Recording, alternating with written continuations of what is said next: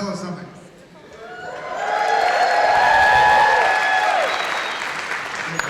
Figure this out first. Squeeze it. Oh, thanks. Oh, thank you, whoever said that.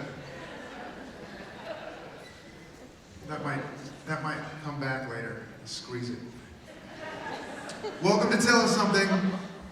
Thanks for being here to support live storytelling in Missoula. I'm Mark Moss. I'll be your host tonight.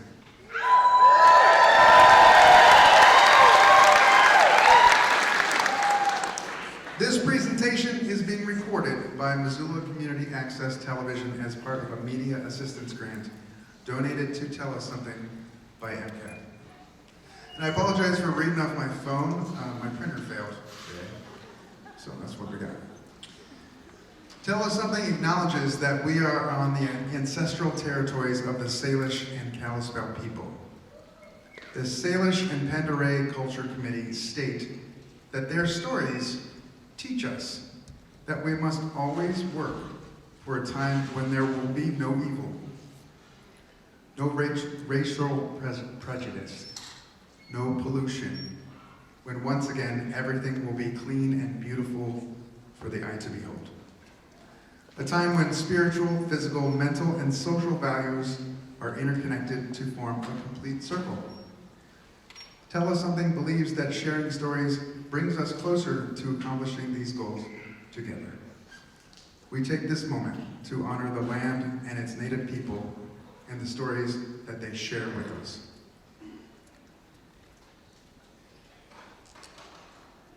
Remember that Tell Us Something stories sometimes have adult themes, and storytellers sometimes use adult language. Thank you to our title sponsor, Blackfoot Communications. In today's fast-paced world, they know that access to affordable and reliable broadband service is critical to achieving economic equity in our local communities. Thanks to the team at Blackfoot for investing in fiber infrastructure across western Montana and for their commitment to the arts, education, justice, equity, diversity, and inclusion. Visit goblackfoot.com/community to learn more. Thank you to our stewardship sponsor, Joyce of Tile. Because of our stewardship sponsor, we were able to give away 200 tickets to tonight's event.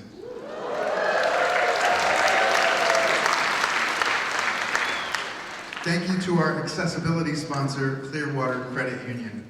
It's where we bank at Tell Us Something. When you patronize these businesses, thank them for their support of live storytelling in Missoula. And thank you all for choosing to join us this evening. I know that you have many options regarding how to spend your time and money, and we are grateful that you chose to be here with us tonight. Be sure to visit the merch table. Really exciting things going on over there, and I'm going to save the best part of it for last. Tell Us Something board member Sarah Fitzgerald is at the merch table, and she has commemorative Tell Us Something anniversary posters. I think there's only one poster left for tonight's event. And there's Tell Us Something pint cups, made in the USA, canvas tote bags, a commemorative CD from the fundraiser that we did right before shutdown in 2020, where John Sporman and Travis Yost live scored several of the stories. It was really cool. And the most exciting thing is we have tickets on sale for the June 16th event that is happening at the baseball stadium in conjunction with Missoula Pride.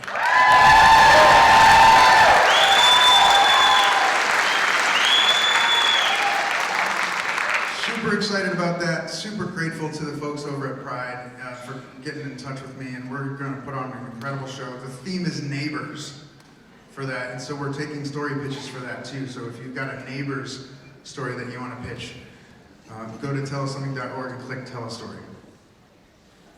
Okay, how many people have been here before? And how many first-timers do we have? Okay. So first-timers, I want you to know how this is going to work. I'll get that unlocked for you too, Jason. I forgot. So we recruit storytellers from the local community, people, just everyday folks like you and me. And they have 10 minutes, there's 8 of them. They each have 10 minutes to share a true personal story from memory on the theme. Tonight's theme is the first time. We'll have 4 storytellers, an intermission. After intermission, we have audience participation. Some of you were gifted a little sheet of paper where you could anonymously share your stories. We'll pick some of those out and read them from the stage. After that, we'll have the next 4 storytellers. Meantime, there's a timekeeper here with a little countdown clock. Board member Jason Forges is here. He's keeping time for us. After 9 minutes has elapsed, you're going to hear a little gong, Jason, like that.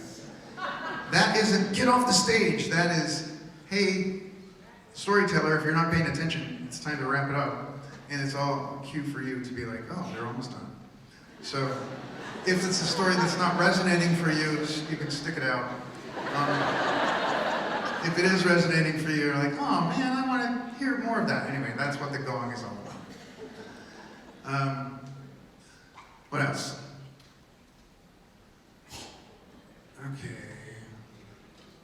Okay, I did this last time we were here. I want to try it again.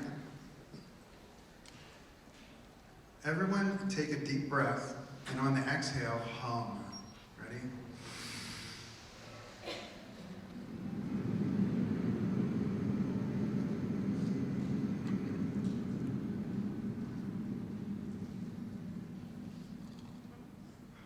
That sounds really cool. It is important to actively listen to one another, join together, and support one another by sharing stories. When we do this, we can better connect with our own individual stories, with each other, and with our community. At every event, I say that this is your community and these are your stories. The stories that you hear at each Tell Us Something are by and for members of our community. You can do this too. As I mentioned, the next event is June 16th at the baseball stadium, Ogden Park, in Allegiance Field, and the theme is neighbors. So if you have a neighbor's story, we'd love to hear it from you. Our storytellers tonight have worked really hard to bring you their stories. Can we all agree to give them the respect that they deserve by actively listening to them? Please, I need to do this too. Please silence your cell phones and other mobile devices. You came to listen, let the listening begin. Thank you for your support of each other and of each other's stories. Tell Us Something believes that everyone has a story and everyone's story matters. I said this earlier and I'm going to say it again just so you know. Tell Us Something stories sometimes have adult themes and storytellers sometimes use adult language. I warned you. Our first storyteller tonight is Gary Delp. Gary loves his family, friends, and the beauty that is Montana. Please welcome Gary Delp.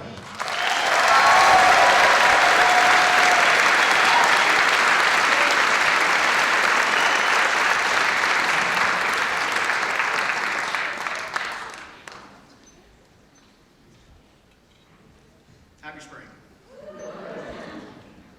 Gary's first rule of hitchhiking. If you're trying to get somewhere far, 500, 1,000 miles, don't take the back roads. Get out on the highway. Better yet, the interstate. And I don't mean on an on-ramp. Get out on the road where cars can see you for a mile away. And make sure there's a nice wide shoulder for them to pull over safely and give you a ride. I grew up in a small town in New York's Hudson River Valley. I was the 4th of 5 children, Catholic family, solid middle-class roots. My parents told us many things growing up, the importance of hard work, respecting others, especially your parents, teachers, elders, and the value of a good education. Now, this emphasis on education was, for practical reasons. Good grades in middle and high school would lead to acceptance at a good college or university and land you a good job and, by extension, a good life. Simple. Now, personally, I started hating school around 6th grade. But when I graduated from high school, like my 3 older siblings and my parents before me, I went to college. I did what was expected of me because I didn't know any other way. They paid, I went. My first 2 years of college were spent at a small Catholic school in Pennsylvania, and in the summer of 1991, I transferred to the University of Montana. And that's when the trouble began. You see, as a kid, we didn't travel much. I'd never been farther west than Chicago, Illinois. And when I got to Missoula and saw the Rocky Mountains and the blue-green glacial waters of Flathead Lake, it blew me away. The first night I spent on a mountaintop with this vast cathedral of stars overhead, I was moved to tears. I took a trip to the West Coast and saw the Pacific Ocean and the redwoods. Every new thing I saw just inflamed this desire for more and more and more, and college kept pulling me back. And so finally it was too much. I made a call to my dad. I said, hey, I'm going to take a year off. And he expressed his concerns and finally said, well, that's your decision. I'm just afraid you won't go back. I said, oh, Dad, I'm going to go back. I just need a year to kind of figure some things out. And then he said, you understand, of course, that you're on your own. And by this, he meant the parental purse strings were being cut. And for the first time in my life, I was truly on my own. Gary's second rule of hitchhiking: there are generally 2 types of people who will give you a ride. Those who have hitchhiked in the past and feel like they need to repay a debt, and people who are bored and want somebody to talk to. And the thing about hitchhiking is people are afraid to pick you up, so when you're standing on the side of the road, your job is threefold. You must appear simultaneously friendly, non-threatening, and interesting. And sometimes you might have a few seconds to do this. So to accomplish this, you must gaze into every driver's face as they drive by and offer a gentle smile. And not some big grin that might make somebody think you're unhinged, just a small, confident smile that says, hey, I'm a good person, and if you pull over and give me a ride, I really think you're going to enjoy getting to know me. Now, my plan to see the West had some gaping holes. 1, I didn't own a car. 2, I had very little money. And 3, I had a burning desire to not get a job. I did, however, have a backpack and a warm sleeping bag and opposable thumbs. And if you haven't guessed it by now, hitchhiking became my vehicle for exploration. Now, the other problem was I was a little bit terrified to put myself out there on the side of the road. It's intimidating. And so when a couple of friends of mine mentioned that they were headed to a music festival in the desert Southwest, I thought, oh, this is perfect. I'll tag along with these guys and it will be my one-way ticket to force me into the adventure that I've been burning to have. So, the end of the weekend, my friends headed back up north to return to the University of Montana, and that's when my education really began. When I left Phoenix a couple weeks later, I had literally $1 in spare change in my pocket. In my backpack, I had a bag of dried lima beans and a bag of oatmeal and a few packs of ramen. And when I rolled into Missoula 3 days later, I had fresh groceries in my backpack, I had $15 in my pocket, and I had my first real adventure under my belt. I wasn't panhandling or anything. People wanted to help. I mean, that's what hitchhiking is all about. You put yourself on the side of the road in front of the whole world and you say, I need help.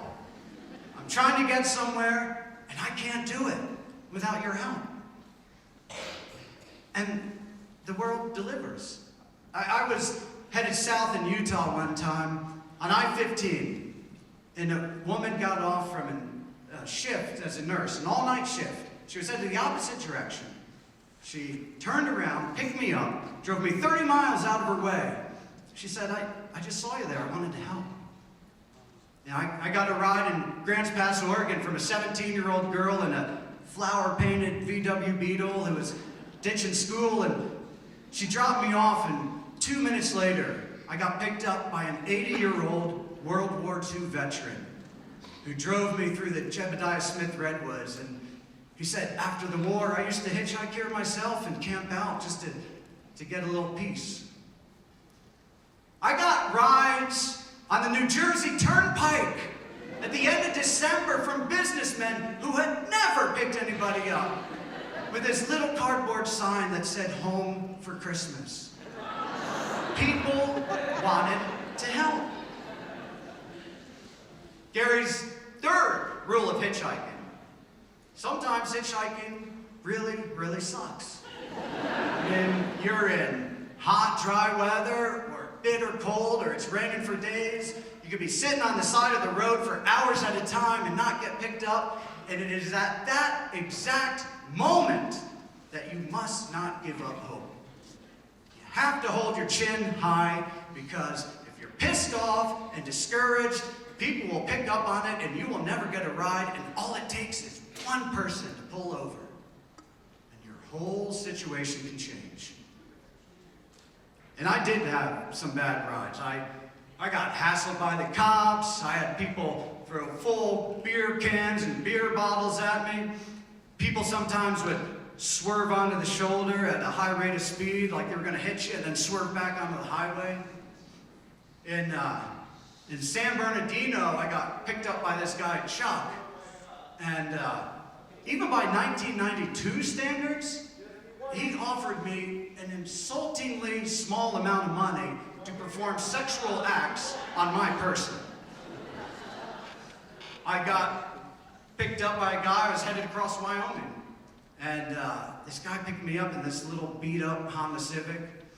He was passing a bottle back and forth with another hitchhiker who he had picked up earlier in the day. And he was low on gas, so he was drafting behind a semi to get better fuel economy. So we're 20 feet behind this tractor trailer.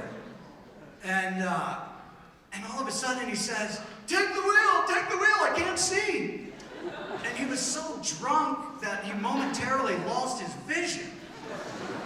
Then he got it under control, and he pulled over on the side of the road to switch seats with the other drunk guy in front. I was done. I got out, I was done. Summer 1993, I returned to New York. I was living at my parents', I was working on a farm, and I was saving money to buy a truck. I was ready to start a new chapter in my life. It would have been the summer after I graduated from college if I had stayed that path. And it was also the summer that my sister got married. At the reception, my dad was, I was talking to somebody, and I could hear my dad behind me, and he was talking to my Uncle Phil. And in this very excited tone, and I heard him say something to the effect of, he's even hopped freight trains. And in that moment, my dad was getting this vicarious joy from my adventures. Now, I can't say that it was easy on my parents that year plus that I spent on the road. It most certainly wasn't. But when I think about the lessons and the education that I would have missed out on had I stayed in school, it's unthinkable. Because, you see, my dad was right. I never did go back to college. But in the end, I never looked back either. Thank you.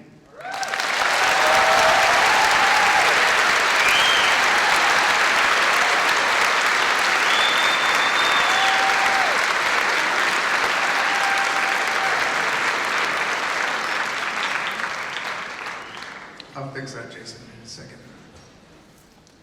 Thank you, Gary. You got it.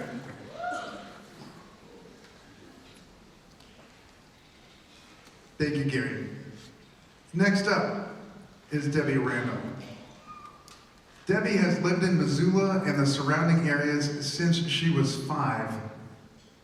She's gone to the School of Life Experiences and knows a little bit about a lot of different things. Debbie has been a bookkeeper, backyard farmer, entrepreneur, massage therapist, and briefly, badass biker chick.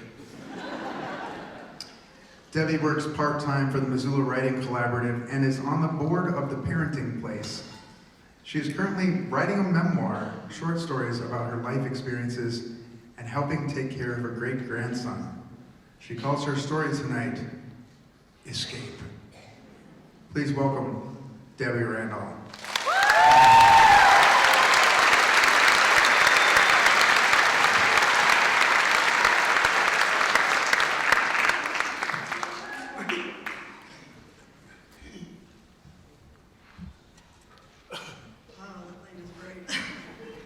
So, it's 1980, and I'm living on a 40-acre chunk of the Rocky Mountains, about 5 miles west of Alberton, literally and figuratively up a creek. So I'm standing at the sink of my double-wide trailer to my elbows in soap suds when my husband at the time comes in and he says to me, "Hey, need you to come out to the shop and power wash out some of these 55-gallon drums I have stored out there." And I'm like, "Really? Why? Right now?" And he's like, "Yeah, there was a grain spill down on the freeway, and I talked to the driver, and if I get down there with my buckets and everything, scoop it up, I can get as much as I want for free." And I'm like, "Okay, well, what are you gonna do with the grain?" And he's like, "I don't know, we'll feed it to something."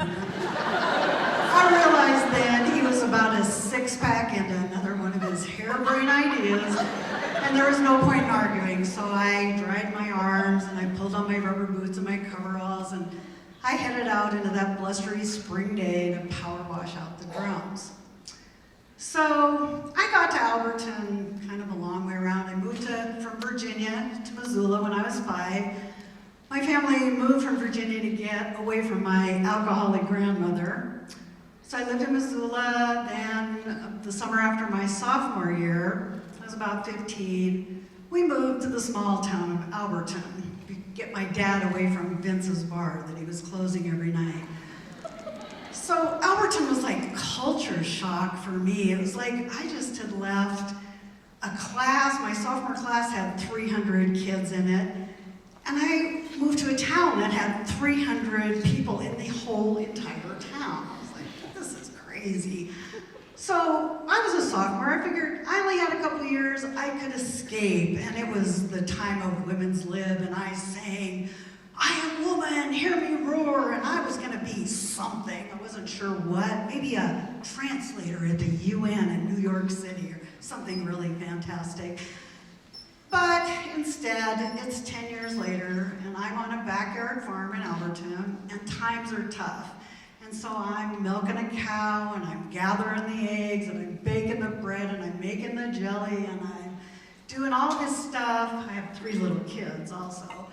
But in Alberton, they call this women's work. And I found out that women's work meant if you learned how to do it, it was your job from then on. That explains the power washing out the drums.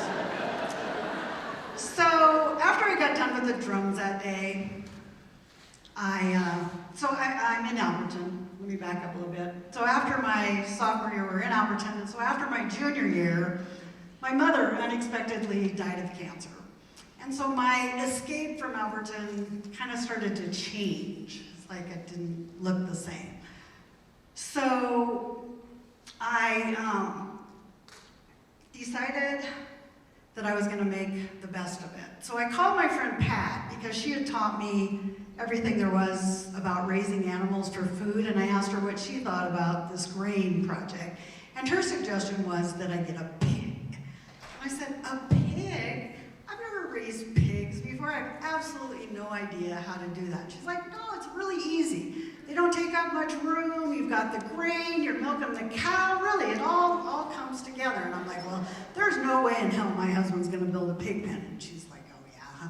So, unfortunately, that night I jokingly said to my husband at the time about the pig, and he he jumped right on the idea, of course.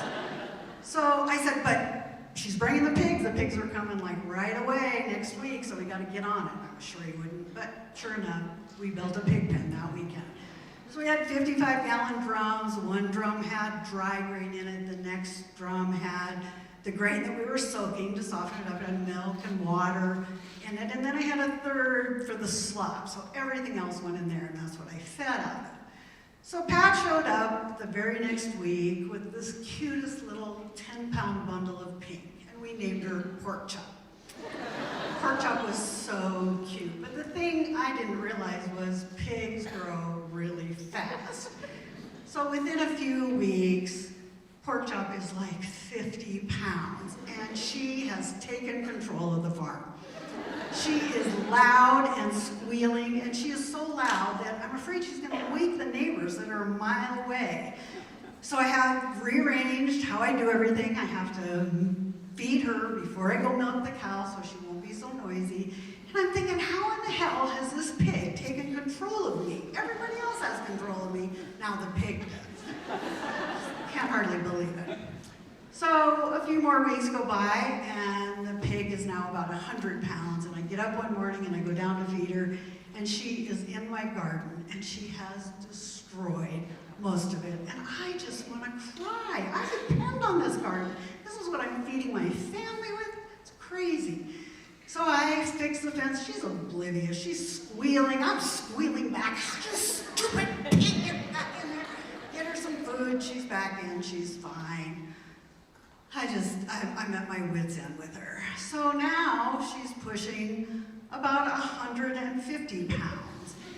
And we come home from downtown one day, and she has scared the kids. She's chased them. They're in the house. They show me the door. Like this pig has banged on the door and tried to get to the kids. And I'm thinking, oh my God, I am the worst mother ever. How could I let this pig do this?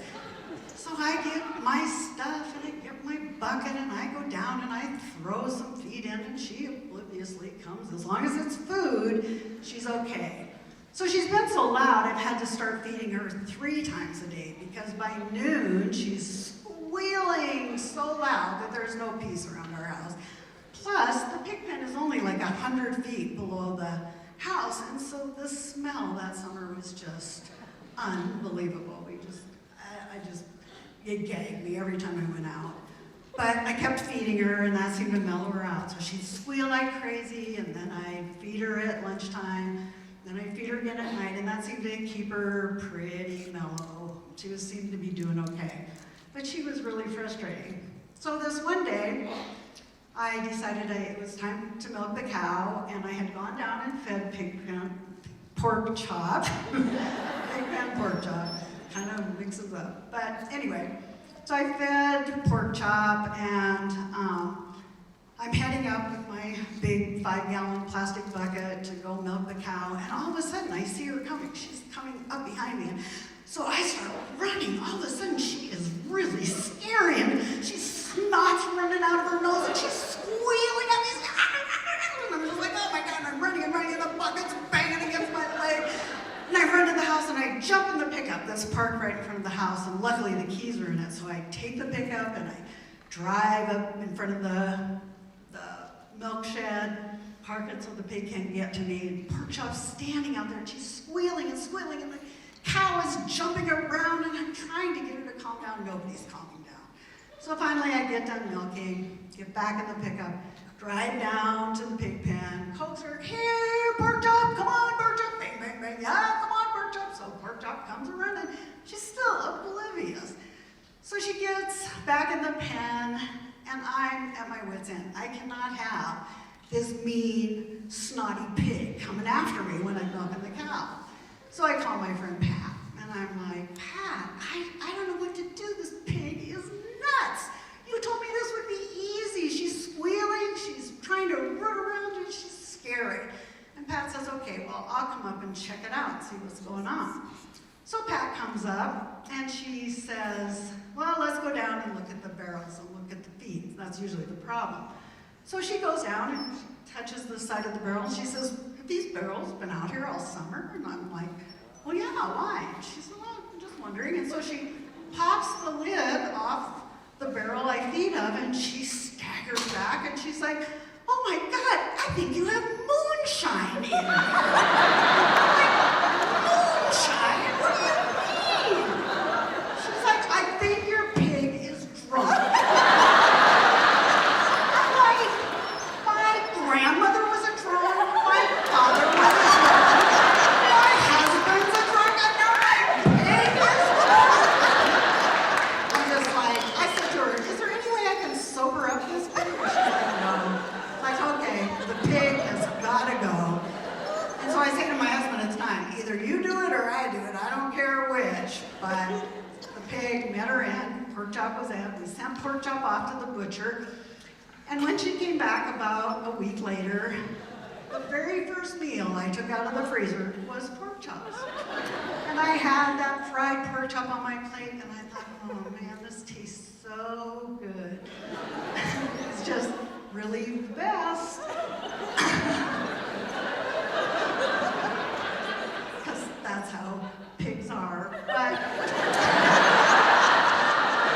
in the end, what pork chop, people ask me if pork chop tasted like moonshine, and I'm like, you know, pork chop didn't taste like pork chop, like moonshine.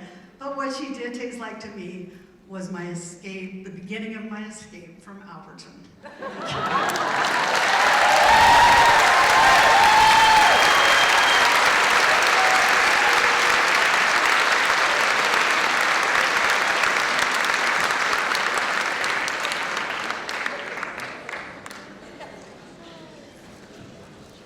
Thanks, Debbie.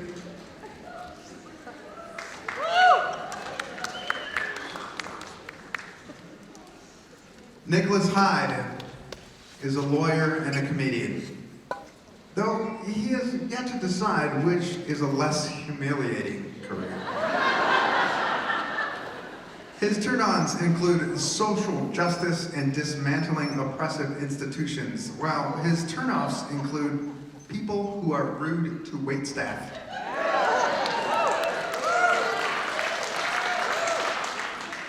He's a born and raised Montanan, but the kind of Montanan who has never been on a horse.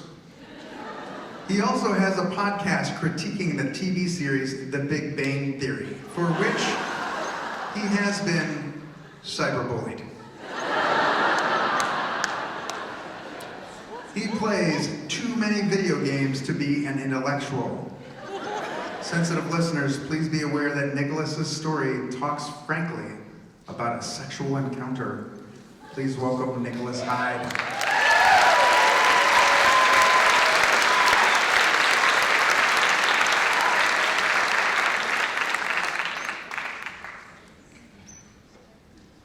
I didn't know my story was going to get a warning, so that's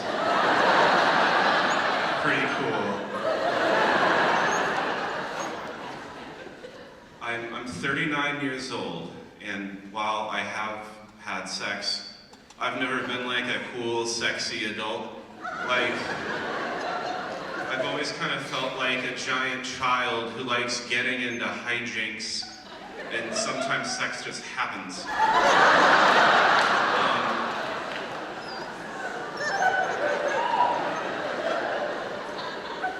And so when I was 26 years old and I was wearing my friend's sexy lingerie and following her and my friend Eric into the bedroom, I was like, this has got out of hand.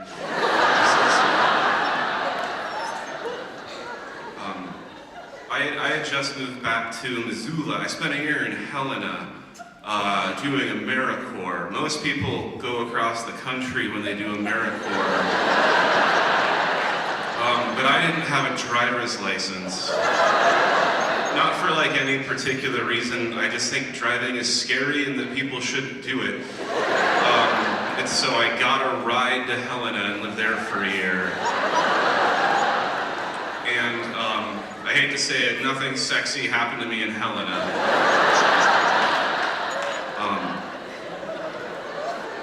I do my time. Moved back to Missoula, and I'm like, yeah, cool. My friends, the glitz, the glamour, this cosmopolitan city, I'm excited to be back.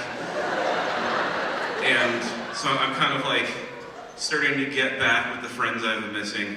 And my friend Kristen invites me to go to a thing they used to have at the Badlander called Jazz Martini Night.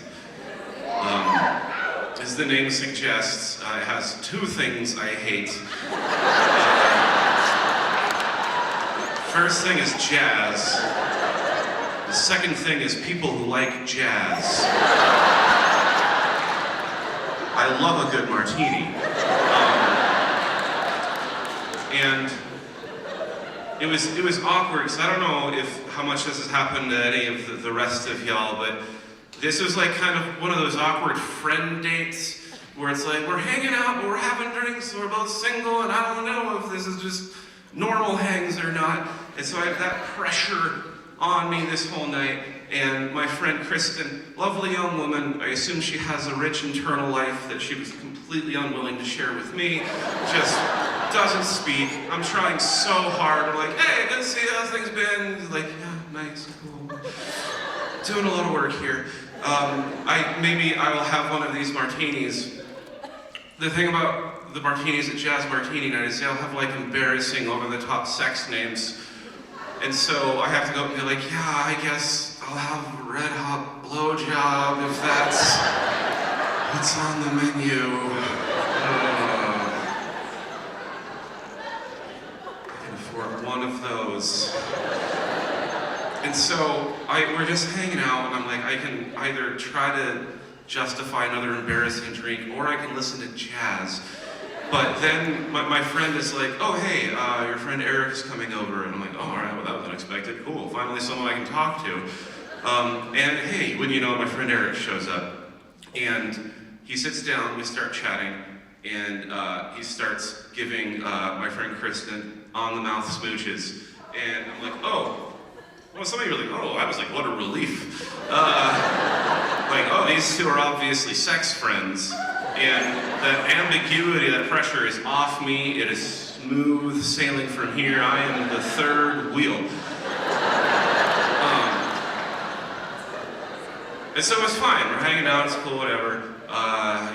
Only so many jazz can handle for that long. We leave. We go to McDonald's together before going back to Kristen's place, just how you know that the story is about to take a sexy turn.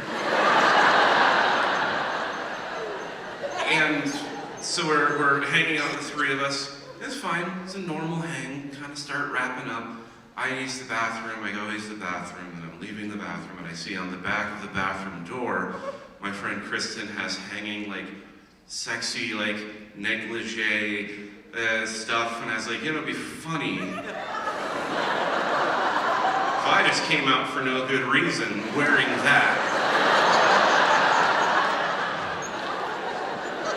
And so that's what I did. And this isn't the result of like drunkenness. Like I can afford like a martini. And so when I came out of the bathroom, there was no sexy intent.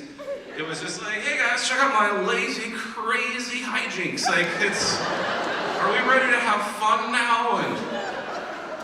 But then my friend Eric also goes to the bathroom, and I'm like, well, he's certainly about to have a normal bathroom time.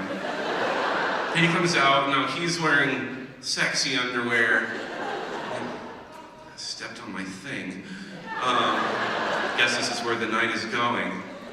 And then friend Kristen, she goes back to her bedroom, comes out. She's wearing even less. Of the three of us, she's wearing the least of her own clothes. And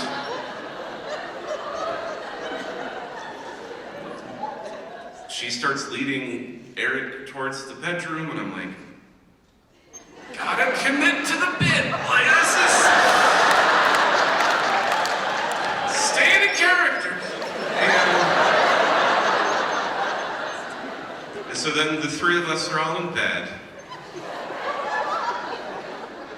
There's some making out. And the clothes are off. And also, like, I know for like a lot of people that'd be extreme. I don't know, my friends and I just like hang out naked a lot together. So there was a part of me that was like, this is still probably normal. But then it's like time for like you know how sex goes, like there's like rubbing and groping and all those things. That starts happening. Apparently I do something that makes my friend go, "Atee!"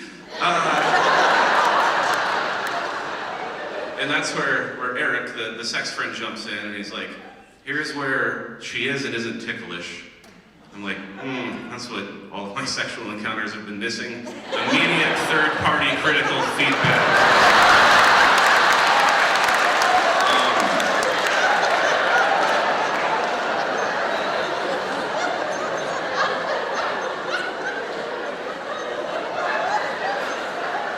And so, I think maybe 5 or 10 more seconds passed before, I'm not shitting you, I was like, I think I forgot to feed my cat.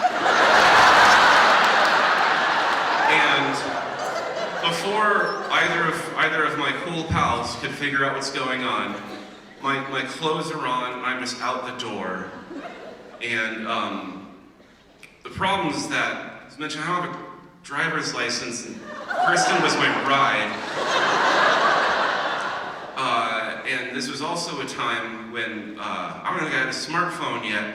Rideshare wasn't a thing, and so what I had was an hour walk home from an undisclosed location hereabouts to about Rose hours, just to think about what happened. Just to contemplate. 3 in the morning, middle of March, long dark walk home. I didn't have any sex for a year in Helena. Now this is my first thing when I move back. This is like ironic monkey's paw twist. Yeah, and so I walked home, I found my cat, and I mean that was really kind of it. And like if that feels like a kind of like a weird, unsatisfying ending, then I've conveyed the feeling. It was So yeah, thank you, that's the thing.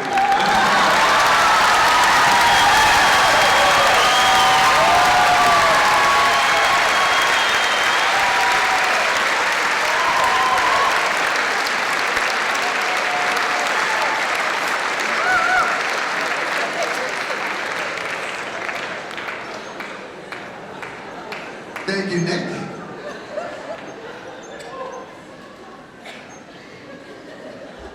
Thank you, Nick.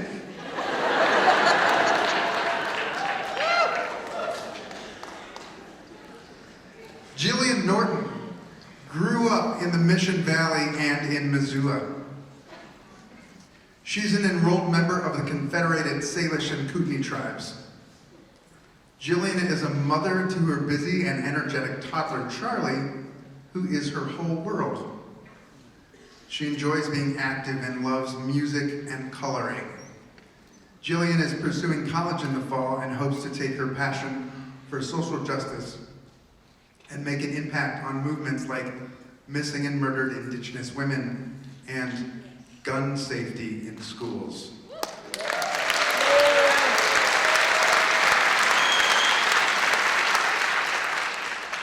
Sensitive listeners, please be aware that Jillian's story depicts alcoholism and mentions suicidal thoughts. Please welcome Jillian Norton.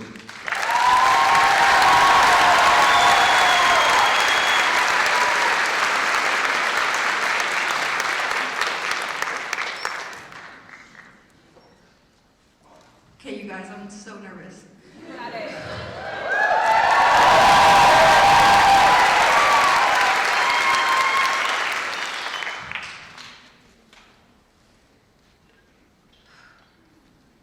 So I remember feeling off, so I called up my bestie, Adriana, to see if she could help me secure a pregnancy test. Of course, she pulls through, and then we head over to the Dollar Tree, because back in the day, I was a broke girly, okay?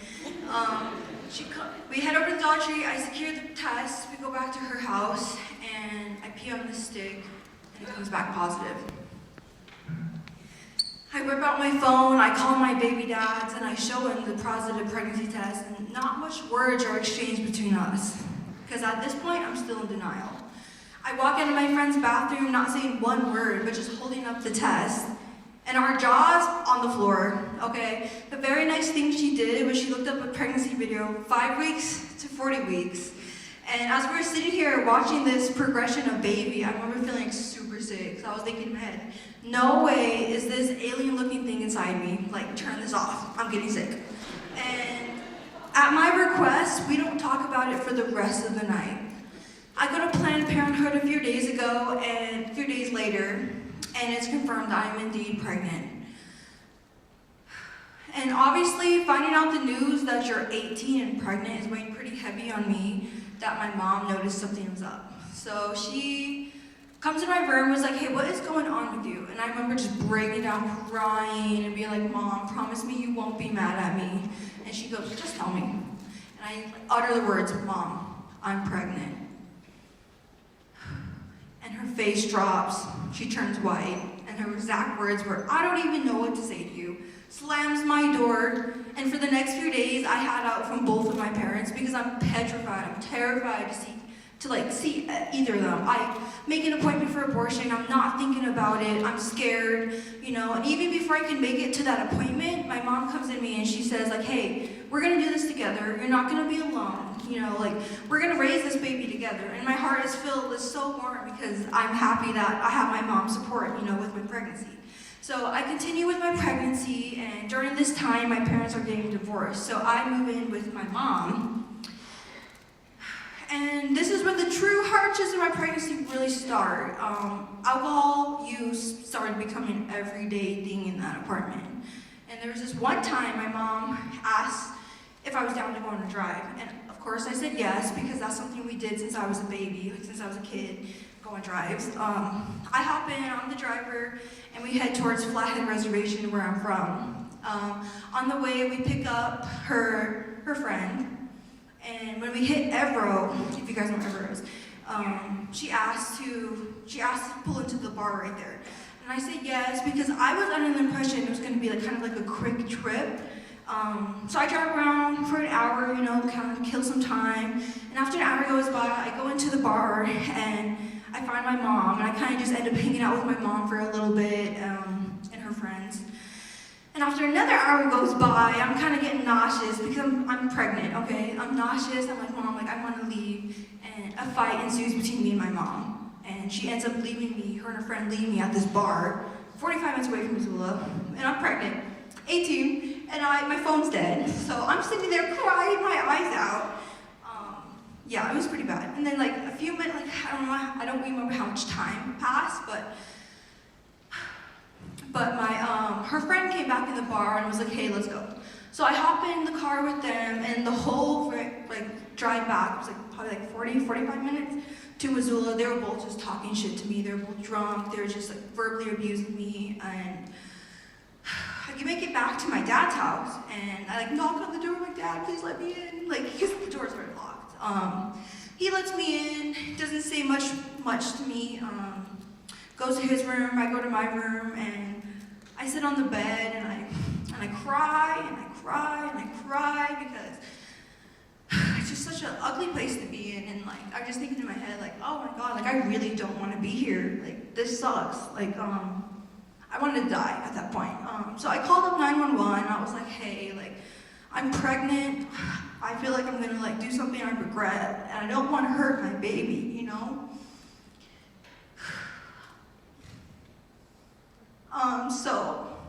So a cop comes, he picks me up, and we head over, and he takes me to the hospital. So I'm admitted at the hospital for the night. I'm on suicide watch.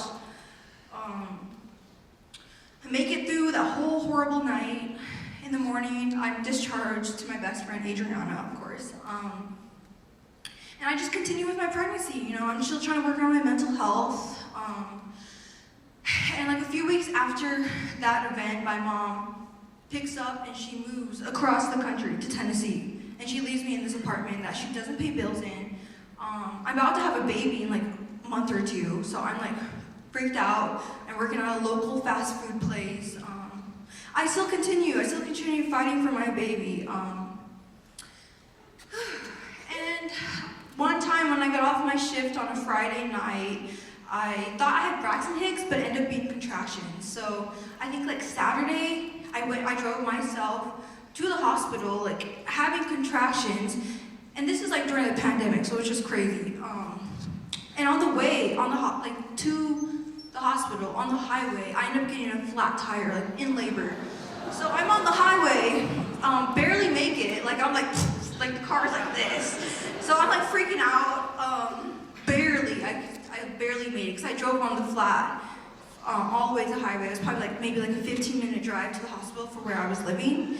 So I pull into the hospital with a flat tire. I go and check myself in, and they told me like your contractions are not close enough, so you need to like go back and come back. So I was like, oh shit.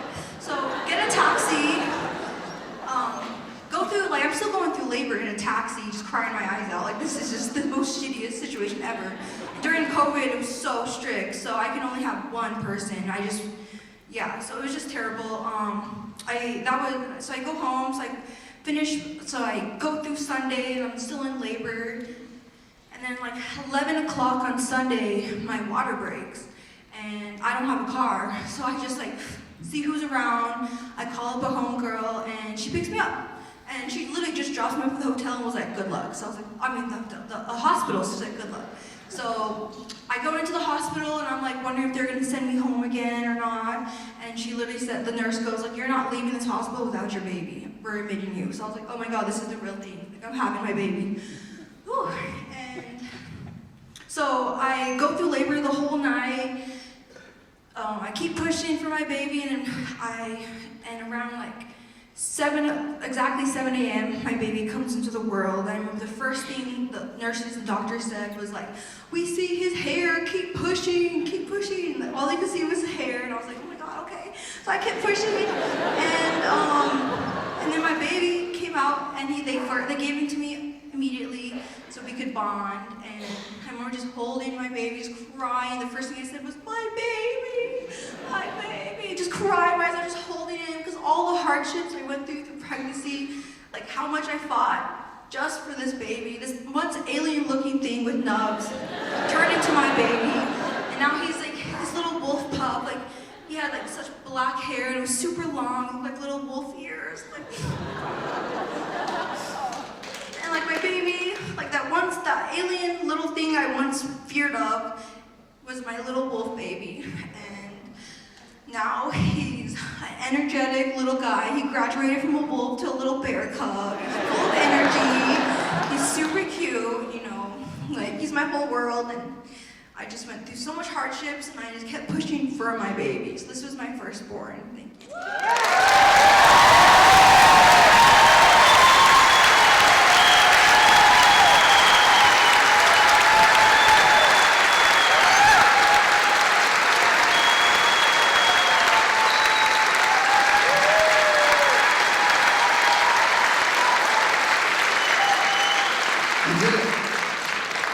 Thank you, Julian. And thank you to all of our storytellers so far tonight. We're going to have an intermission, about 10 minutes. When we come back, we'll have audience participation. Remember that you can buy tickets for the June 16th Pride Tell Us Something Neighbors theme at the merch table. Tip your bartenders. We'll see you in 10 minutes.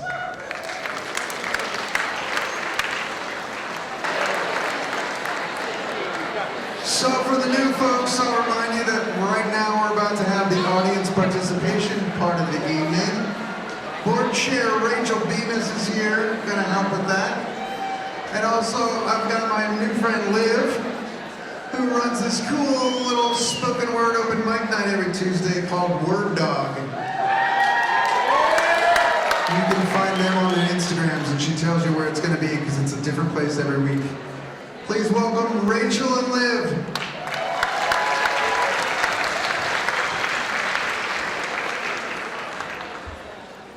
I got a speeding ticket on a horse. The first time I dated a boy, I was 11 years old. It was a passionate romance, full of ups and downs. Once in chemistry, our thighs grazed. Another time at the pool, we thought about kissing, but didn't.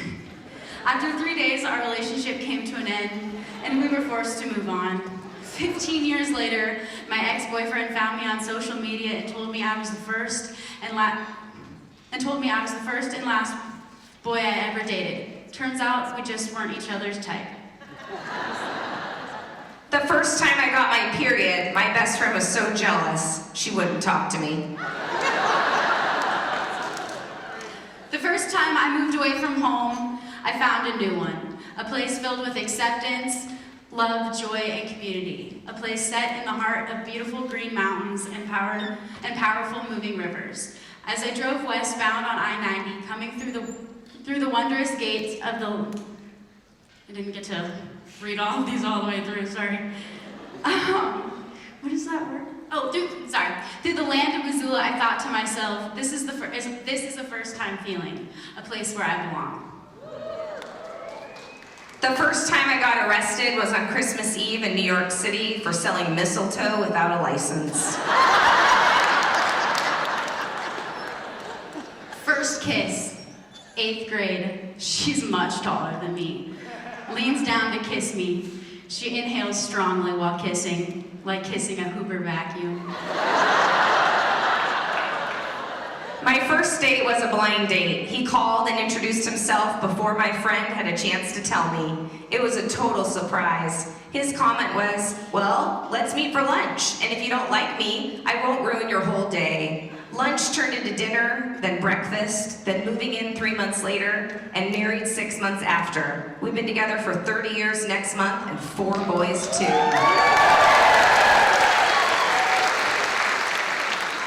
And speaking of pork chop, someday I'll have to tell you the story of how a herd of 300-pound sows ate my son-in-law's leather coat that he loaned me. When we were kids, my sister was an avid horseman. I, on the other hand, was not. I had never galloped on a horse before, so one afternoon in the rural woods of Idaho, my sister convinced me to give her the reins of my horse. I said, no way, you will make me gallop, and after much promising that we would not gallop, I handed over the reins to my big sister. Shortly after, we started walking, then trotting, then a gallop. My mind raced and panic set in for a quick second, but then I felt the wind in my face and the joy in my heart. I was galloping. How fun and smooth, I thought. Then my sister accidentally dropped my reins and I couldn't get them, and then my horse tripped. My life flashed before my eyes. Well, not really, it was fine. We didn't fall, and I got my horse stopped, but I've loved to gallop ever since. The first time I went snorkeling turned out to be a shark zone. Memorable. We survived to swim again. The next day, 40 years... We survived to swim again the next day. 40 years later, still remember it like yesterday. The first time I saw the stars of the southern hemisphere, I swear I was on another planet. Where was the Big Dipper? Was there a South Star I could find? I was enthralled and stared for hours. I was filled with awe and a sense of peace I've been looking for ever since. Take me back. The first time I drove a car, I ran over my 3-year-old black lab. It turns out she was under the middle of the car for about 5 seconds and was not hurt at all. Still, we were both skittish around cars for the next few weeks. I watched a man die when I could help him. He had just used a slur against my friend and stepped off a curb, immediately getting hit by a truck. I don't know if shock or spite froze me.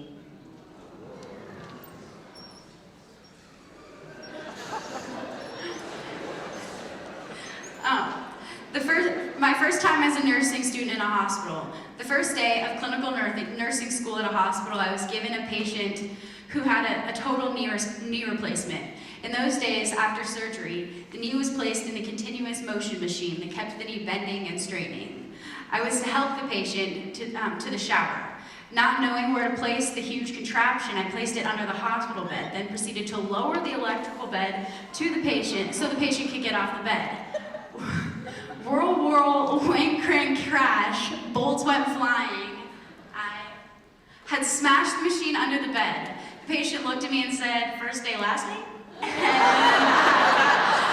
thought I would get kicked out of nursing school, but it turned out they had a high tolerance for new student stupidity.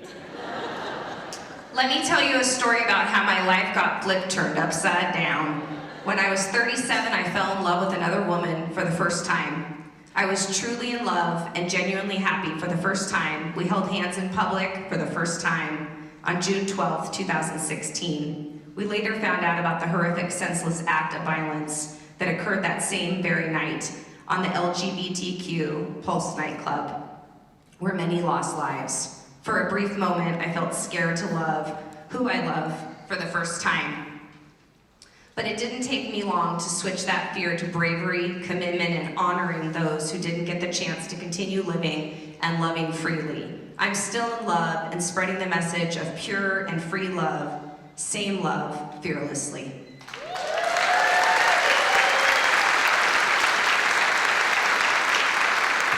Thanks, Liv. Thanks, Rachel. I've got a couple guests I want to bring up really quick. Kira and Devin, if you want to jump up here. They've got a few things to say about the June show, and while we're waiting for them, I'm going to thank some of our sponsors.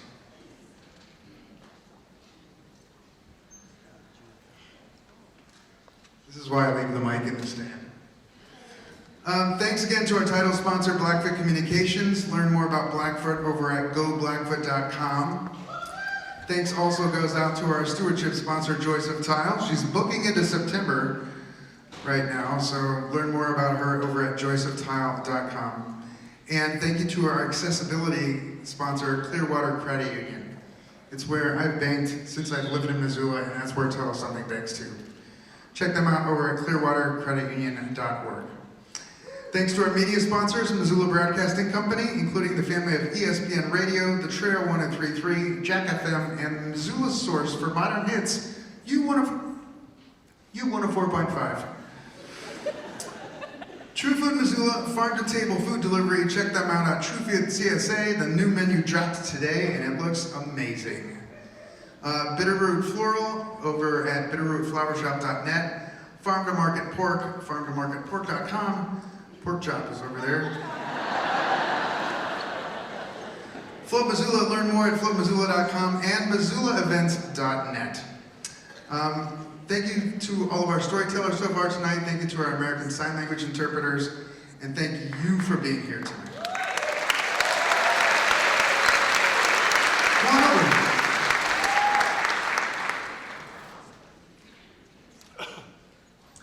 Hi everybody, my name is Devin Carpenter and I'm one of the founding directors of Missoula Pride. And my name is Kara Rivera. I'm the operations administrator for the Western Montana LGBT Community Center, as well as a logistics manager for Missoula Pride. We are just delighted at this collaboration with Tell Us Something that honestly was sparked by one of us just attending one of these events and reaching out to Mark. And now here we are hosting what could be the largest Tell Us Something event at the baseball stadium ever. And we are so excited for all of you to enjoy the things that we have in store for you. Keep an eye out tomorrow on social media for some big announcements. We have over 30 events already planned for the weekend of June 16th, 17th, and 18th. Everything from a street party, a drag show, there'll be a drag brunch event, there's burlesque, there's going to be educational workshops, youth-centered events, all kinds of things. And so all of what we do for the weekend is meant to support the Western Montana Community Center. It's a fundraiser, and so I'll let Kara talk about that. So the Western Montana Community Center, where I work, is a wonderful nonprofit local organization that's been around since 1999. They just officially got staff members in the last 7 years, so they're very much still growing and very much dependent on the community. And it's really important to us and part of our mission to create a safe and affirming space for all persons of any sexual orientation, gender identity, and anything like that. Our doors are always open. If the lights are on, you can stop in anytime. And we're really, really excited to bring Missoula Pride back to all of you.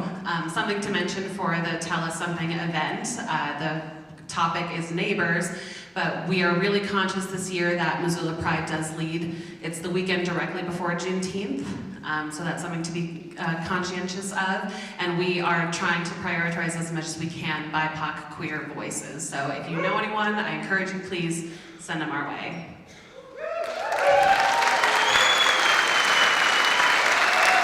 Thank you for that. And before we get back to the stories, we do have a birthday in the house. I think he's here, Scott. My friend Michelle, that's a really incredible artist, Michelle Postma, does yoga with us. in the morning over at the hot yoga place. Hey, Michelle, you're here, great. So Scott's birthday is tonight. You want to sing? Happy birthday to you. Happy birthday to you. Happy birthday, dear Scott. Happy birthday to you. Wow. All right, audience participation, success. All right, I'm really excited about our next storyteller. She is a brand new board member at Tell Us Something. Taylor grew up 45 minutes south of an Area 51 themed gas station brothel, which, of all the brothels in Nevada, is her favorite. You know, if you live in Nevada, you should have a favorite brothel. After getting her master's degree in something most people thought would be useless, Taylor now works her dream job, being underpaid, to travel through the Intermountain West, gathering people's stories. Pretty rad. She just learned how to thread a sewing machine. Thanks, Mud, another awesome nonprofit in Missoula. And Taylor enjoys foraging for mushrooms with her partner. Taylor hopes that her therapist is here tonight, because if she faints and falls off the stage, she might need live psychological intervention. Please welcome Taylor Burley.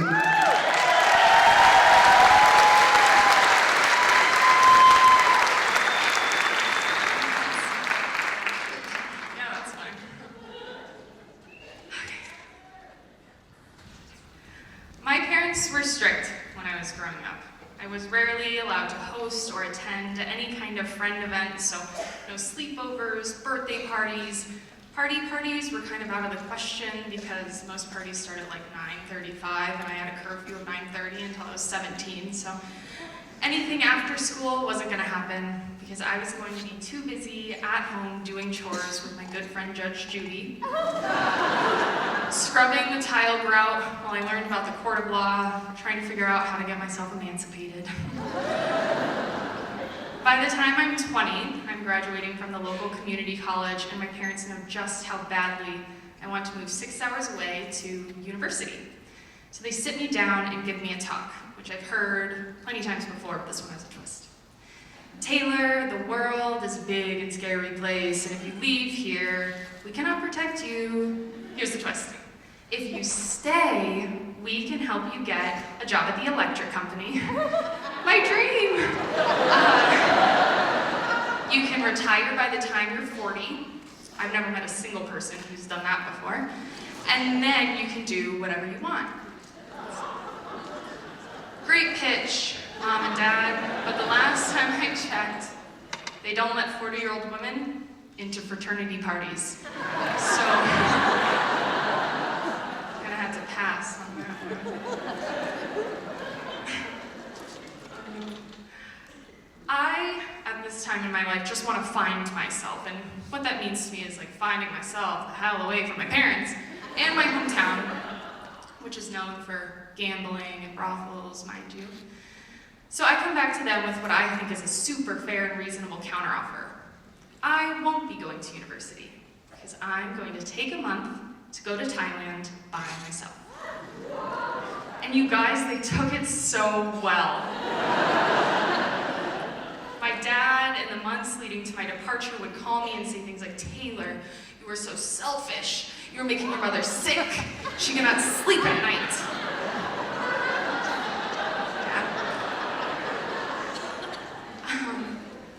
We know that if you go, you are not smart enough, you are too stupid, and you are going to die.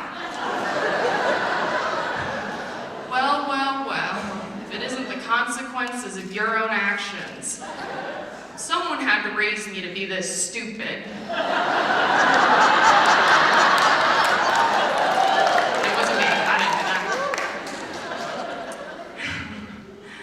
But I'm thinking, they've got me all wrong. I'm just gonna go hang out with some elephants, see a couple sights, and meditate. And it's only the first time I've really ever left my hometown going to a country that's like a Disneyland for underage drinkers, so what's the worst thing that could happen? Soon, I'm standing outside of a baby elephant's enclosure at a sanctuary on the Thai-Cambodian border. Elephants have really bristly hair, so as the baby is caressing my face with her trunk, it feels like she's brushing my cheek. And 1 second, it's like, coochie, coochie, coo, really cute baby elephant. And the next, she has her trunk fully boa constrictoring my neck. And I think, oh shit. This has to be the coolest thing that has ever happened to me in my entire life. The bar was extremely low, as you can imagine, but the program manager sees this and runs out and says, "What the hell are you doing? Don't you know a baby elephant's trunk can break your neck?" As a matter of fact, that wasn't in the elephant's Wikipedia page I read on my way here. And I got my education in Nevada, so you can't be expecting too much sophisticated critical thinking from me. Maybe there should be a sign. The next day, in my honor, a sign was erected. It's really cool. A week or so later, after a pit stop in Bangkok, where I basically just drank to my detriment, literally liquor out of beach pails, the kinds of drinks that would put my parents, and half this audience, in the hospital, I'm sitting on the beach in Phuket watching the sunset. Two men are combing through folks looking for someone to go up in the parasail, and I want to see the sights, right? So why not see them from the sky? He harnesses me in, and he tells me, "Look, Falang, when I tell you to run, you're going to run, because if you don't, this boat is going to drag you across the beach." And I think, oh shit, there are so many hot guys here. And if I get my face sandpapered across the earth and stand up looking like a peeled red grape, frankly, I'd rather die. But it didn't occur to me that I could die. That people do die doing this, even in great circumstances, like going with a company, let alone 3 hooligans on the beach with a friend's speedboat. But fortunately, my little sedentary lifestyle legs carry me across the shore and I fly into the sky unscathed.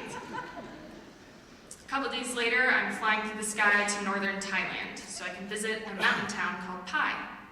When I get there, everyone in the hostel decides we are renting motorbikes and traveling to a nearby cave.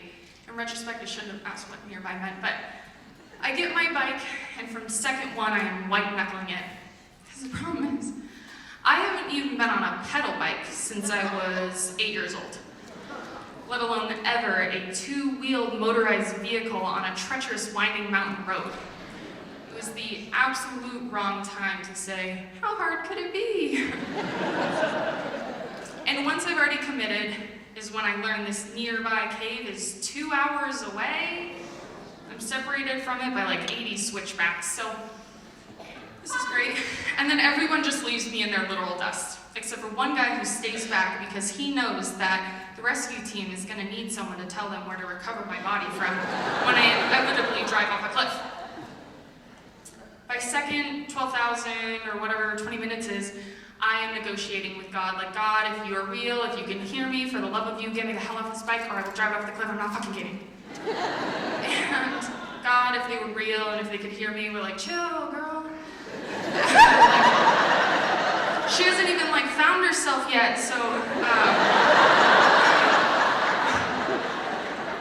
15 minutes later, my bike breaks down, and I just push it to the side of the road and I say, good riddance to you, bike. And that cost me a lot of money later, but I would do it again. I hop on the back of that one guy's bike, the one that stayed behind, and I think, wow, this could be love. My knight in shining armor. But I was coming to the end of my trip in Thailand, and I still needed to get to this meditation farm to do all this meditation I had talked so much about. So I leave, and when I arrive at this farm, the ex-monk managing the program tells me, take a vow of silence for 24 hours. It will be the most transformative thing you can do here. And I had originally planned for a week, but I had been so busy getting hammered all the time. Now I only have 2 days. So I'm thinking about assignments. Maybe I can fit 30 days of finding myself in just 2. You're the man. Don't let this go. Sorry. My lips are so dry. Okay. Anyways. He walks me out to the bamboo platform. I sit overlooking this serene farm engulfed by jungle. And he tells me, "No, you're gonna shut up." Which, he didn't say that because he's a monk, but he's like, "No." He's like, "No, shut the fuck up and I'll see you in 24 hours. Because he's a monk. And he leaves, and within 15 minutes of sitting there doing exactly what I'm coming to Thailand to do, right? To traverse my inner realm in silence and serenity, I'm having a full-blown meltdown, panic attack, snotty, crying, sobbing, because it's really scary what I find in that silence, you know? So within the hour, I've packed all of my things, headed out to the road with a hitchhiker's thumb, and find myself in a strange man's truck for a 3-hour ride down the mountain. And it never occurred to me I could be in any kind of danger. But what I'm thinking is, you know, I have to fly out of the city in a couple days anyways. If I get there early enough, I might just run into that hot motorbike guy, and he and I will have our Hallmark movie moment and ride off into the sunset on his motorbike with my newfound Australian citizenship in hand. Unfortunately, the ending to this story is so anticlimactic because the stranger in the truck doesn't chop me into little beef jerky bits, and I never see the Australian guy. I basically just go home, and my parents don't ask me too many questions, which is good, because what am I going to tell them? "Mom, Dad, on my first day in Bangkok, I followed a strange man down an alleyway because he told me he was a psychic and could tell me my future." Or, "Mom, Dad, on my last day in Bangkok, I got so drunk that I ended up wandering the streets alone, lost until I blacked out and woke up in a laundry hamper the next day with no recollection of how I got there, and where is my debit card?" I don't think either of them would have been very impressed, and I think my mom would have hooked me up right then and there to a baby backpack like the ones with the little leashes, and she would still be walking me to and from my job at the electric company to this day. Instead, I kept my mouth shut, I went off to university, I continued to travel, and I continued to make extremely poor decisions until I learned how to make a few good ones. And while I didn't find myself, or whatever that means, on my trip, going to Thailand was my introduction to living life on my own terms.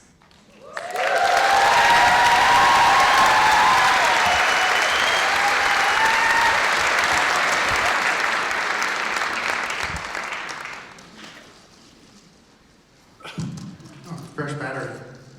Awesome. Thanks, person. Thanks, Taylor.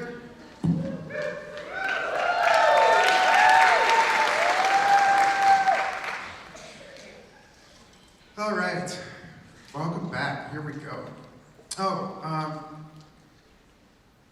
Two board members in a row. Our next storyteller is Jason Forges. He is a Tell Us Something board member, like I just said, and he's also a Tell Us Something Storyteller alumni. You can go listen to his story at tellussomething.org, where you can listen to all 12 years worth of stories. Jason Forges is a community member and leader who focuses on finding avenues to be open, authentic, and artistic. Jason's goal is to create an entity called Appreciate Color, which he's actually done, and I've been to the show, and it's awesome. Appreciate Color will leverage arts to promote meaningful perspectives while provoking thought and encouraging actionable steps. With himself and others, please welcome Jason Forges.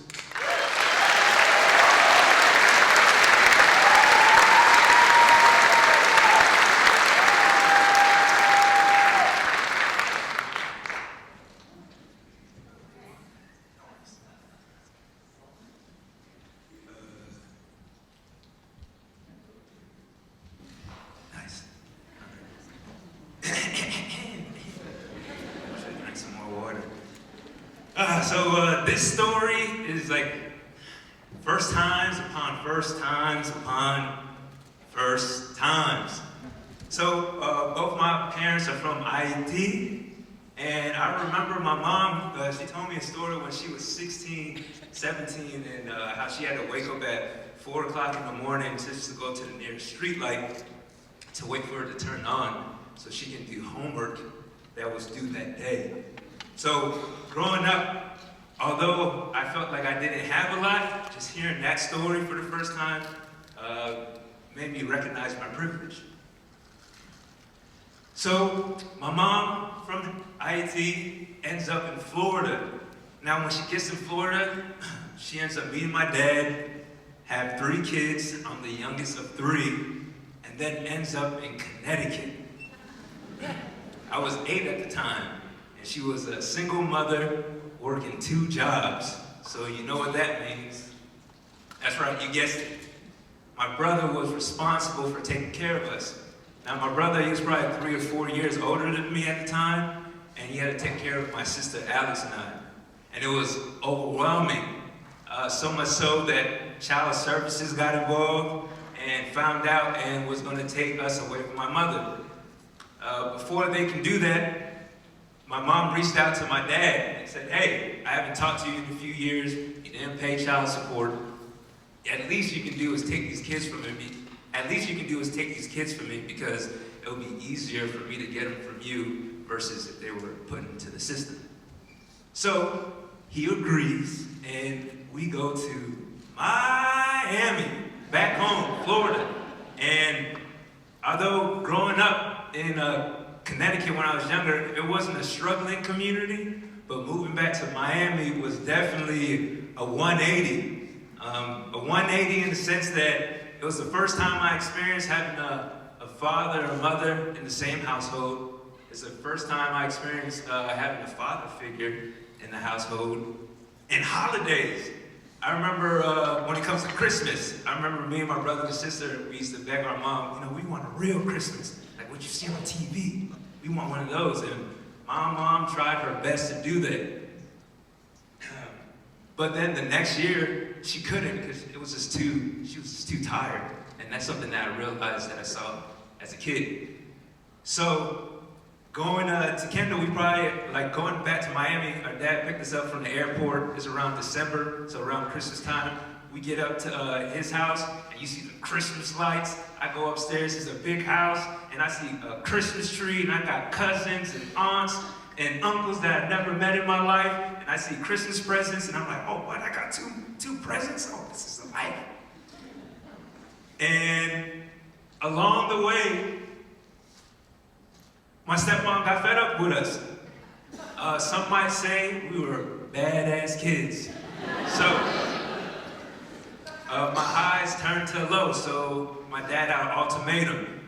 It was either choose his wife or choose his kids. And that's right, you guessed it. He chose his wife. So what did he do? He took us and he dropped us off at Aunt G's house where it was a packed house. I had my cousins there. My cousin who was older than me, and he had his 3 kids, plus his wife. Then my mom was there, but she resembled my mother, meaning that she was always working all the time, so I didn't see her a lot. And us 3 standing in the house. And during that experience, it was very physically and mentally abusive.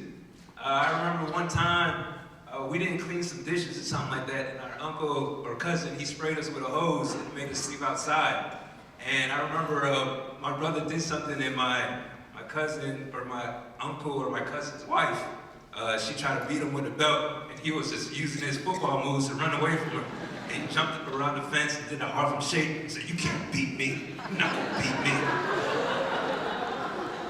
So that led to him getting a black eye from my uncle or my cousin.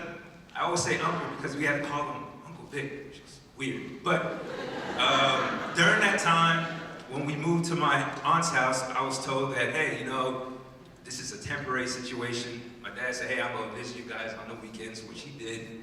And he didn't really know what was going on at the time, but my brother has a black eye. Yeah, you can see it all. So it was another situation where they're like, hey, these kids, we can't handle them. We're going to send them back, or we're going to send them to my grandma and grandpa's house. Now, during that time from moving, I went from living in Kendall, Florida, going to Oliver Hoover Elementary, to moving to my aunt's house, which is Opelika, Florida, which is a struggling community, so I couldn't really go outside like that, to now going to my grandma and grandpa's house, living at that same school, but it's even further. So much so that the bus doesn't come to pick me up. So my dad in Florida, there's this thing called the jitney. He had to pay the jitney driver to come pick me up and drop me off at school. So my dad had a promise that, hey, every weekend I would come over and pick you or visit you guys and give you some money for the jitney. But it was times that he didn't come. So instead of me telling him, hey, don't forget to give me some money for the jitney, I decided to walk to school, which was probably 2 or 3 miles away. And I walked to school there and back. Now, in that experience staying with my grandma and grandpa's house, it was a packed house again. My aunt, uncles living there with their kids, and once again, they got tired of us. And my mom ended up finding out what was happening. And as soon as she found out, she packed her things from Connecticut, moved back to Florida, picked us up, and we drove 4 hours away from Miami. And that's the last time that I talked to that side of my family.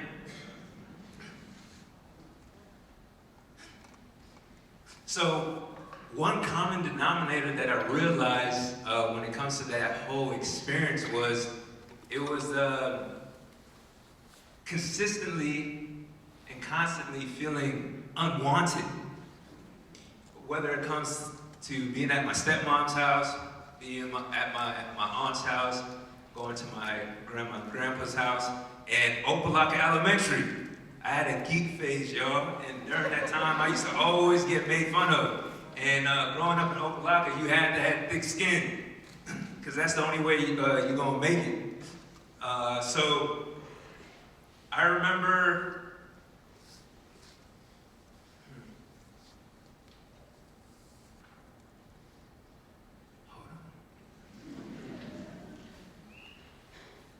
So I had to develop thick skin. And fast forward,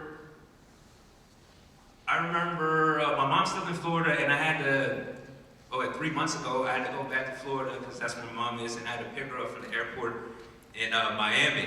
And I had time on my hands, and in my head, I'm like, you know what? I want to go back to that old elementary school that I went to. Let me just go. So when I went, one thing I did, I pulled up, and the first thing I saw was, I remember seeing, like, we had to walk to the classroom, to the library, and I remember getting in my first fight with this guy named Michael, and he always made fun of me, calling me names, and I hit him with that infamous, yo mama. So he tried to put them hands on me. And during that time, the only thing that I could say I could call my own during that time was, I was part of the safety patrol at elementary school, guarding the streets of the hallways of Opelika Elementary School. But that was taken away from me once I got into that fight. So it was that constant reminder of that, man, I can never have anything that I can really call my own. So going back to that school, once I got there, I told myself, you know what? I feel like on the spiritual level, my younger self is still walking the hallways of Opelika Elementary, still experiencing that trauma. So I told myself, you know what? I want to mother and father myself the way I wish I could have been mothered and fathered. The times when I was walking back and forth to school and not having parents to do that for me. So I decided to do that. And I just imagined my younger self walking with me. So as I'm walking, I'm just remembering things of, like, when I was playing kickball and having a good time, or playing flag football with my friends. Obviously I saw the fight, and that brought back some traumatic memories. And then I remember safety patrol, you always had to put the flagpole up every morning, so I remember doing that, and then having the opportunity to go upstairs and watch cartoons before school started. And then when I got to the end, I told my younger self that, hey, listen, you know, we don't have to rely on our traumas to dictate how we move in the future. And during that time, that was the first time that I realized that my past experiences that I had as a child dictate my relationships that I have to this day. And so, I asked, if you could talk to your childhood self, what would you want them to know? Thank you.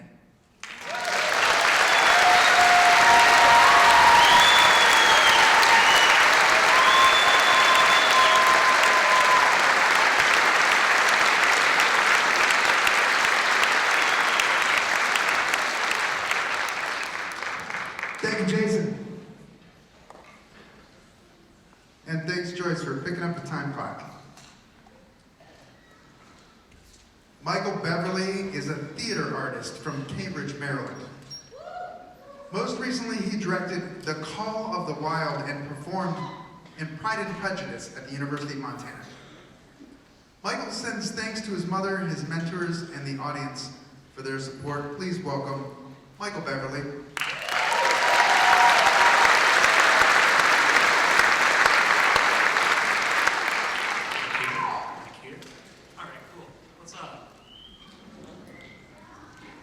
Hello again, my name is Michael Beverly, and I am here to tell you about the first and only time I have ever kissed a woman.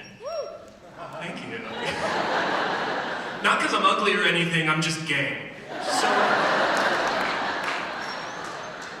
So I'm gonna take you guys back in time, to a simpler time, the long lost year of 2012. And in 2012, I had just finished high school. And I remember I was sitting around the dinner table with my mom and my 5 brothers, and she said this, and I'll never forget it. My mom said, I would be devastated if one of my sons turned out gay. So that did some damage. I should probably let y'all know I was an extremely stereotypical closet case in 2012. I was very concerned about being straight passing. I dressed even more butch than I dress now. Why are you laughing? But none of that mattered. And you want to know why none of that mattered? Because I was about to go to college. And college to me represented an escape. It was somewhere where I could go, where I could find myself again, whatever the heck that means. But I was poor, which means I went to community college. And in community college, I began to thrive. I began to read, and I was learning about myself and queer history and all of these fantastic things that were happening in college. It was great for me, and I even met a boy. I know. This boy's name was Joey. I'm gonna tell you a little bit about Joey. Joey was not what you would call stereotypically attractive, but Joey was funny. And that was extremely attractive to me. And he was just an openly bisexual man, and he just didn't care. He just existed in his own skin. And I found that incredibly attractive and just incredibly awe-inspiring. And I fell head over heels for this man. Like to the point where Taylor Swift songs started to make sense to me. And so I finally worked up the cojones, and I went up to Joey and I said, Joey, I need to tell you I'm gay and I'm in love with you. And he laughed at me. I know. And he said, Michael, I don't find you attractive at all. I know. So now the rest of Taylor Swift's songs made sense. But you know what? With the immense amount of energy that heartbreak can do for you, I said, you know what I'm gonna do? I'm gonna do something I've always wanted to do, and I've never had the bravery to do it. I'm gonna be in a play. I'm gonna get on stage and talk in front of people. And the local community college was producing a play called 'Tis Pity She's a Whore. If you don't know this play, I don't blame you. It was written in the 1600s. It's about this guy named Giovanni, and he falls in love with his sister, Annabella, and he tells her, hey, I'm in love with you, Annabella, and she says, whoa, I'm in love with you too, that's crazy. So they have sex, she gets pregnant, a bunch of people die horribly. It was kind of Game of Thrones before Game of Thrones. And I said, you know, I'm gonna audition for this play, I'm gonna get a tiny part because I've never done this before and that's enough for me. And so I look at the cast list posted on the wall and I got the part of Giovanni. And I almost turned it down. Because there was a scene where Giovanni had to tell Annabella that he was in love with her and they had to kiss. I had never kissed anybody. Joey was not touching me. So,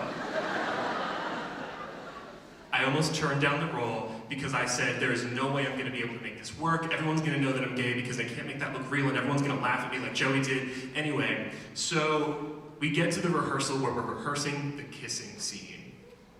My scene partner playing Annabella was this woman named Olivia, who was sort of like the community theater it girl. And our director was named Robert Thompson. Robert Thompson was a little old school. He was basically like, just go get up on the stage and do the damn thing. So we get to the kissing scene and he goes, well, just go kiss. And so poor Olivia, I walk up to Olivia and I basically do what I saw in movies, which was basically and nearly break her teeth. And so the director gets really quiet. Well, that was about as sexy as a Pizza Hut. And that did some damage. To the point where I almost quit. I almost left because I was right. I was right. There was no way that I could make this work. This play is gonna suck and it's all my fault. And the director goes, so, I have some errands to run. Make this not bad by the time I get back. And he left these two 19-year-old children in an empty theater. So we're hanging out, we're just shooting the shit, and Olivia finally says, Michael, look, I get it if you don't think I'm attractive, but we need to make this work. And I felt horrible. I said, oh my God, I made her feel the exact same way. And so I finally blurted out and I said, Olivia, no, it's not that. I just like dudes. She gets really quiet. She says, no, you don't. I went, no, Olivia, no, I do, it's true. And she goes, oh, well, you can touch me wherever you want. And she comes up to me. She comes up to me, she grabs the front of my shirt, and she pulls me into a kiss. And she pulls me away, and then she says, see, you just gotta do it like that. And so the director comes back, he asks to see the scene again, we do the kiss, and he goes, okay, we can work with this.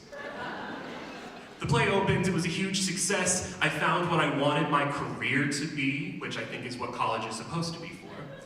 And I made a lifelong friend in Olivia. To the point where, a couple of years later, both of our theater careers sort of took us into different cities. I was in the West, she's still back East, and I get this phone call, it's Olivia, and I'm like, oh, that's weird. So I pick up the phone, and a drunk Olivia says, Michael,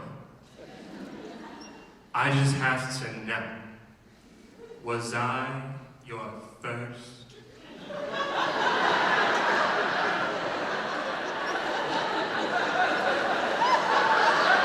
I assumed she was going like this. And I said, gee, Olivia, I don't know. And I hear her step away from the phone and she yells, you guys, I was right! And I hear a bunch of women laughing in the background and I hung up the phone. And in reflecting on this story, and asking myself of why I wanted to tell this story now, I may have misled all of you. This was not the story of the first time I ever kissed anybody. I mean, it was, but that's not the main point. The main point is this was the first time that I ever found acceptance. It wasn't from my mother, it was not from Joey. It was the first time I ever met someone who accepted me and wanted nothing in return except for maybe a good performance. And I realized I got lucky. I got lucky. Because what I'm realizing now, in the year of our Lord 2023, is that not every queer person gets that. Not every queer person finds that acceptance from another human being who wants nothing from them. I got lucky. And I'm thankful for that. I'm thankful to Olivia every day. To the point where Olivia and I have a marriage pact We both said, you know what, screw it. If we both turn 30, let's just get married. I know, I was 19. But I'm 29 now. So, if there are any single gentlemen in the house tonight,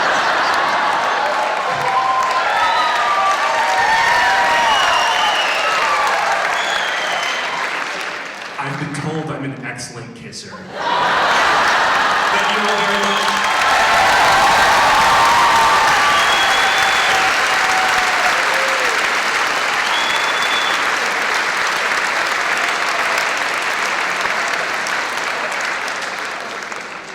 Thank you, Michael.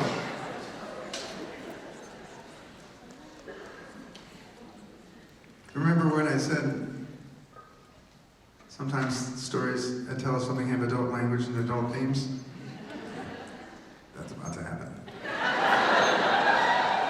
The next story does use frank language about sexuality. Amanda is a movement enthusiast. Amanda Taylor, who enjoys dancing, swimming, and trail running. Her version of trail running is hiking uphill and jogging down. It's technically called hogging. She is passionate about finding and creating opportunities for laughter. You're about to find that out. You may have seen her scantily clad, dancing and singing in the background of Rocky Horror Live, which she finds infinitely more comfortable than public speaking. As a recovering perfectionist and codependent, Amanda Taylor is grateful to share that she has made tremendous progress on her life's journey to live authentically and in alignment with herself. Please welcome Amanda Taylor.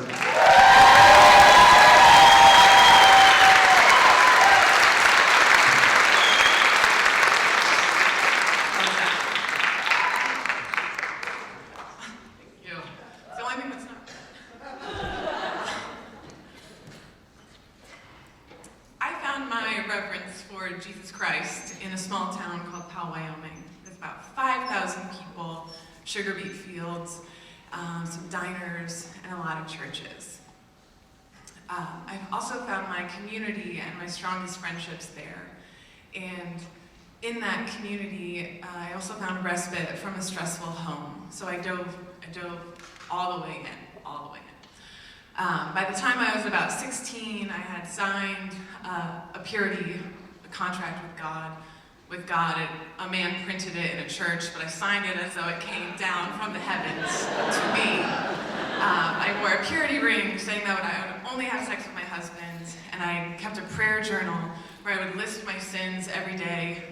If not every day, I would then ask for forgiveness that I forgot a day. And then also at the end, I would say, if I forgot any sins, please forgive me for those too. So sorry. So I also would write letters to my future husband, and I collaged this box with romantic pictures and Bible verses, and I wrote letters and I meticulously folded them to someday give it to him because he would want that. And so, luckily, with all of this reverence, I also had an insatiable desire to travel. So by the time I was 20, I got a job as an au pair in Switzerland, and I packed up my Bible, I packed up my prayer journal, and I headed across the country, or across the world. I got there, I found a church to go to, and I found friends there. I also found friends in German class, and then also in our neighborhood, we had friends, and whenever a friend had an American visiting, they would call my host family and be like, we have an American, send your American down, and they can be Americans together. And so I was about 8 months into my year there, and we got a call, there was an American. So I went down to the neighbor's house to have drinks, and this American was named John, and he was 27, and he had quit his stressful job as an architect to backpack Europe, and he had like shaggy hair, and he was funny, so I loved him. And we had casual conversation while I planned our lives together in my mind. And then he invited me to go to a hot springs with him that weekend, and I said, yeah. I would have gone to the moon. I would have gone anywhere. But we made plans to go to this hot springs, and he would get there before me, and I would leave after work on Friday. So Friday after work, I get my backpack, I hit the train, have my printed out directions, and I make it to this hot springs. So when I say hot springs, let's think of like Lolo Hot Springs or Symes. Like, you know, we have that like egg smell and you're scared you're gonna get warts on your feet. It's like slimy and you're like, I don't know about this. It was not that. It was not that. It was the opposite of that. I arrived and I get to this like hotel nestled in a mountainside. There's these giant vaulted ceilings and there's jazz playing in the background and John is drinking a glass of wine standing there and I have a backpack on and I'm pretty sure nobody else came with a backpack but me. But John helps me take my embarrassing backpack up to our room and we come back down to listen to jazz. I just want to say, Nick, I like jazz. John likes jazz. Jazz is good. So we listen to jazz and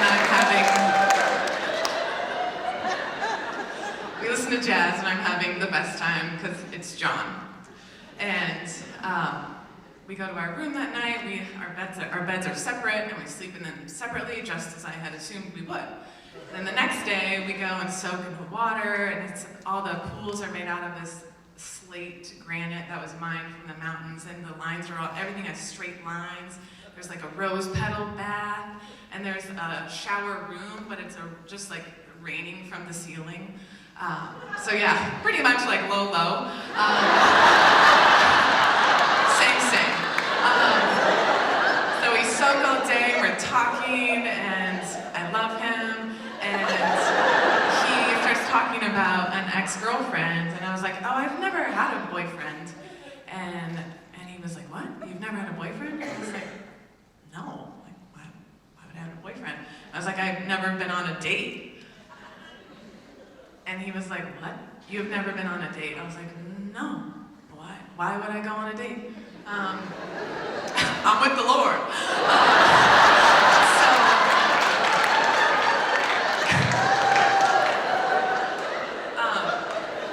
He said, all right, tonight we are going on a date. And I said, okay. And we finish our soak, we get cleaned up. I put on my best bratty pants, and he and I go to this fancy restaurant that I could not afford by myself, for sure. And everyone else has nice pants. Nobody else's pants have holes in them, but I'm like, okay, we'll just keep our feet, everything tight under the table. And we have this lovely 3-course dinner and eventually go back up to our room, and our beds are still separate. We like go to bed, you know, we're just like, I'm laying there smiling. And he goes, Amanda, I said, what? And I'm mostly just happy that he's still talking to me. And he was like, I have a confession. I was like, what? And he was like, when I invited you here, I was fully planning to hook up with you, but now that I've spent time with you, I know that I can't do that. Like, you are so sweet, and you are clearly so innocent that I can't do that to you. And I was like, right, yeah. And then with all of my strength, I said, well, we could make out a little bit. And John sat up, scooted the beds together, and then we were making out. Then while we were making out, I remembered Jesus is still here. And then I also remembered that I didn't know what to do with the man. And so I said, wait, stop. I don't know what to do with that thing that you have. Like, I don't know how to touch it. I don't know what it looks like. I've never had one look me in the eyes. I don't know what to do. And he said, okay, here's what we're gonna do. And he said, we're gonna go on a journey of discovery. I said, cool. That sounds safe. I think Jesus thinks that's okay.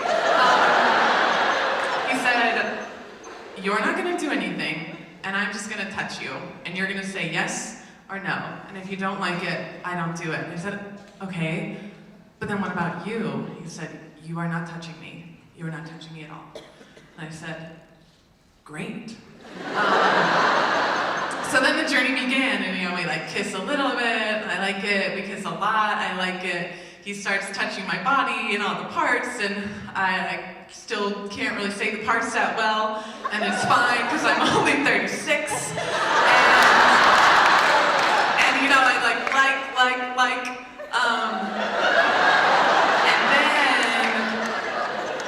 and then he started kissing down my stomach. That's where I had to draw the line. So I said, no, not that. That's too far, too far. And he said, okay. So then we, went to sleep all like awkwardly wrapped around each other. The happiest day of my life at that time. And we woke up in the morning and things just kind of started right where they left off. And then there he was again, kissing down my stomach. And I just could not bring myself to say stop. Just couldn't. And so he went. And the only word I have for that is hallelujah.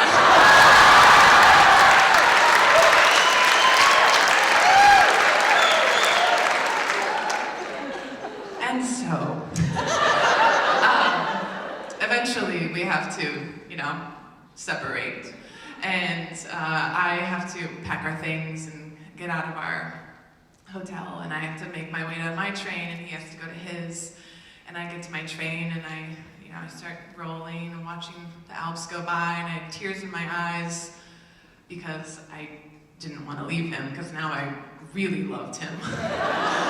And I also could not reconcile the fact that I knew that I was good. Like, I knew that I was a good person still, but now I was probably gonna go to hell.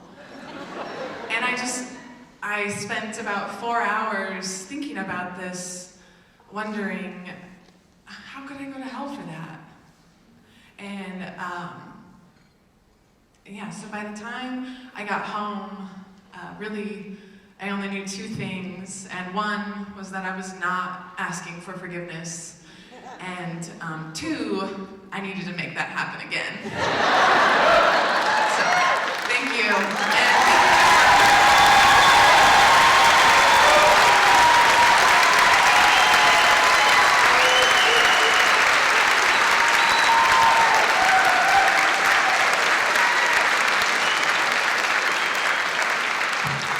Thank you, Amanda. Oh my gosh, I can't believe this is over tonight.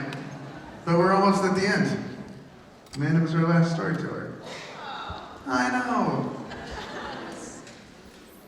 So, I guess I will just say, again, thank you to our sponsors, Blackfoot Communications, Choice of Tile, Clearwater Credit Union, especially thank you for being here tonight, and our storytellers. Can y'all come back up here, please?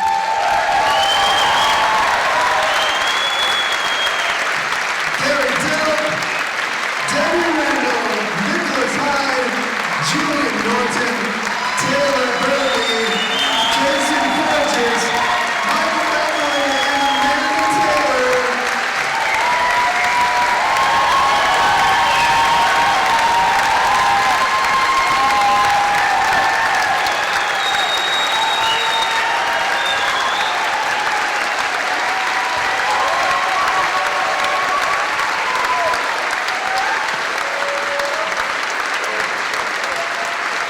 Thank you all, storytellers. You crushed it tonight. And thank all of you. Thank you to the Denison Theater and all our team here. Remember that the next Tell Us Something is June 16th. We're taking story pitches right now. Go to tellsomething.org, click Tell a Story, learn how to do it. The Divas Neighbors. Tickets are on sale tonight at 11:30 online, and they're going to be available around town soon too. We'll let you know how to do that. Thank you all so much. Have an awesome night.